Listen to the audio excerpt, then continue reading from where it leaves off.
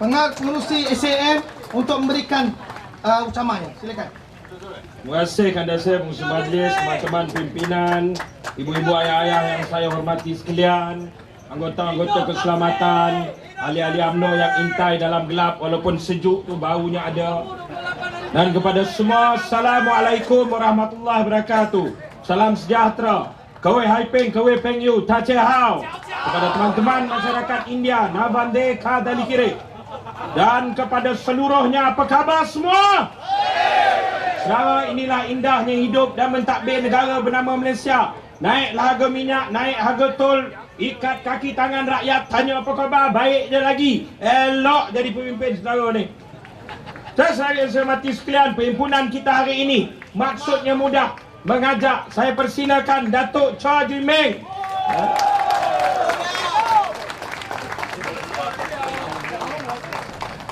Perhimpunan kita hari ini mudah saudara. Maksud kita ialah untuk melakukan pertemuan, mengajak rakyat seramai mungkin untuk berada di dataran merdeka 28 hari bulan nanti.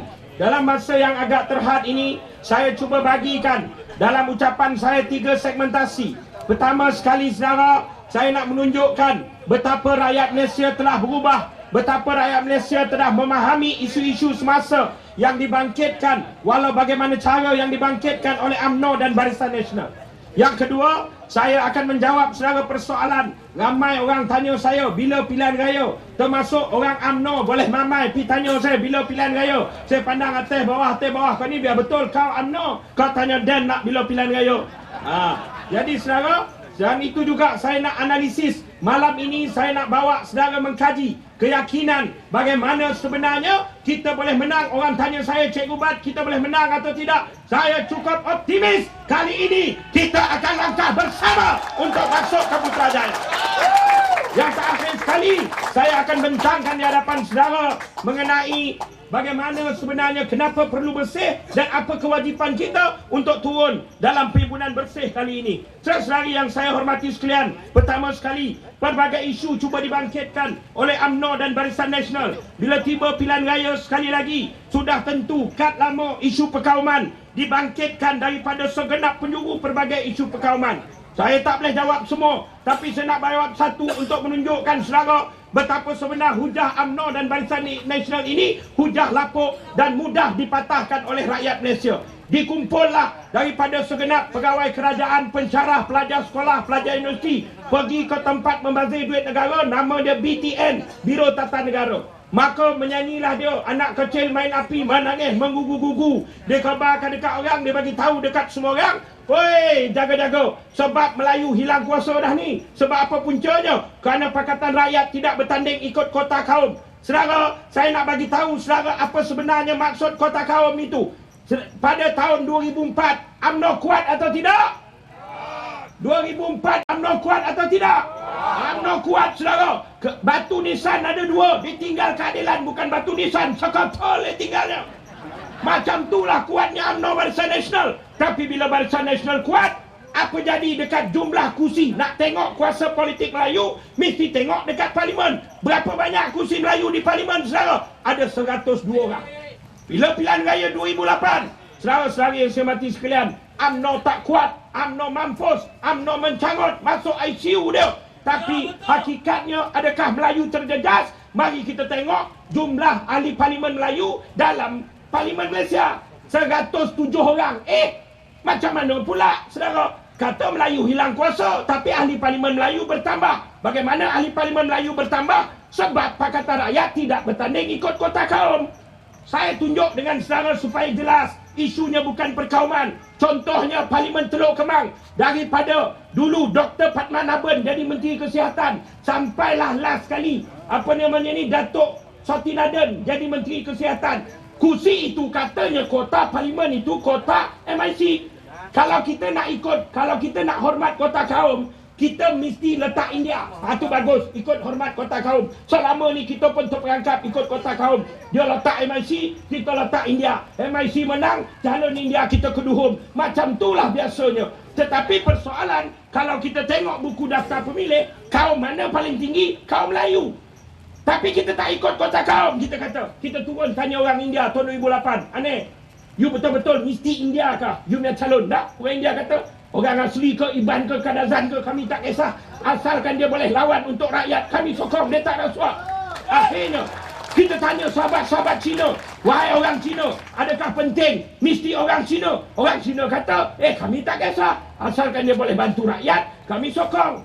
Maka kita letak pada kali itu saudara, calon kita di Negeri Sembilan pada ketika itu, keadilan, letak Kamarul Bahrain. Tak ikut Kota Kaum, lawan dengan Swati Naden. Saudari, malam keputusan pilihan raya nak umum 2000, malam tu golap, bukan suasana golap, yang mendengar pun ke kawan kita sama golap. 2000 ke kawan India ni nak dengar keputusan. Dia umum keputusan keadilan, calonnya Kamarul kalahkan Swati Naden, calonnya MIC saudara, dengan majoriti 1000 lebih. Orang India boleh bangkit, jerit makal sakti, seronok dengar orang India kalah. Saudara, kita pecah tembok perkauman. Kita tak bertanding ke Kota Kaum. Tapi sepatutnya yang marah siapa? Yang marah India lah. Ui, habis hal di Parlimen India. Tapi persoalannya saudara, yang marah siapa? Tiba-tiba Melayu. Melayu UMNO, makcik wanita UMNO menangis tepi gigi pantai Port Dickson. Saya pun tanya, Makcik apalah menangis ni makcik? Pakcik mati ke petang tadi? Kan? Tak ada. Ni lagi besar punya kes. Apa jadi? Habis ketuanan Melayu. Channel ni habis. Ni kalah Swati Naden. Siapalah nak bela Melayu besok kan?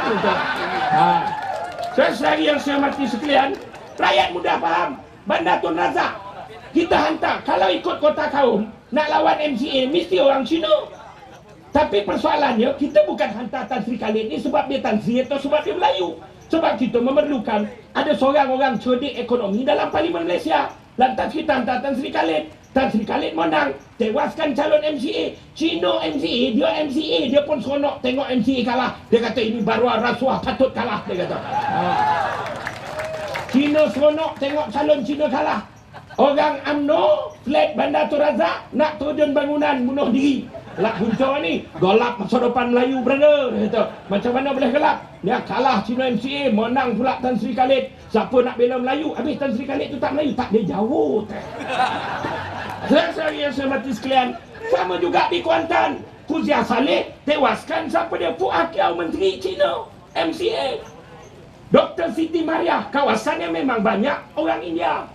Kita letak Dr. Siti Mariah bukan sebab dia Siti Mariah namanya, sebab dia kompeten, dia layak. Jadi berlawan dengan ketua wanita MIC. Orang India sendiri memilih saudara, dia ambil bendera PAS tu, sokong seronok, letak dekat Queen, sama berkibar kain Tok Sami dengan kain bendera PAS tu laju kan. Seronok orang India seronok tengok MIC kalah. Dalam keadaan saudara, kita boleh tambah ahli Parlimen Melayu yang patutnya menangis, yang banyak hilang kursi adalah orang India, yang banyak hilang wakil kalau ikut Kota Kaum adalah orang Cina. Cina tak kisah, India tak kisah, tapi tiba-tiba Melayu dibodohkan oleh UMNO dan Barisan Nasional menangis. Sebab apa? Hilang kuasa. Hilang kuasa apa? Ahli Parlimen Melayu bertambah. Saudara, ini membuktikan kalau UMNO lemah, mampus sekalipun, ia tidak ada kena-mengena dengan kuasa politik Melayu. Sesari, saya faham. Bawa apa? Oh, isu tanah. Kita kena jaga ni tanah Melayu. Kalau nanti DAP menang ni, habis tanah Melayu ni. Acik kat Rembau, acik saya tu saudara. Pakcik ni duduk Rembau. Saya tanya, pakcik yang sibuk sangat pertahan tanah Melayu ni, mana dia main tanah pakcik ni? Pakcik tak ada tanah dah, tanah rumah dia. Acik sewa. Kita orang Melayu ni saudara, saya sebut, kita orang Melayu ni banyak tengok benda lain. Kita tak tengok diri kita sendiri. 50 tahun UMNO perintah, itulah yang menjahanamkan hidup kita. Isu tanah bawah kuasa kerajaan negeri. Orang putih tinggalkan tanah reserve Melayu 7 juta hektar.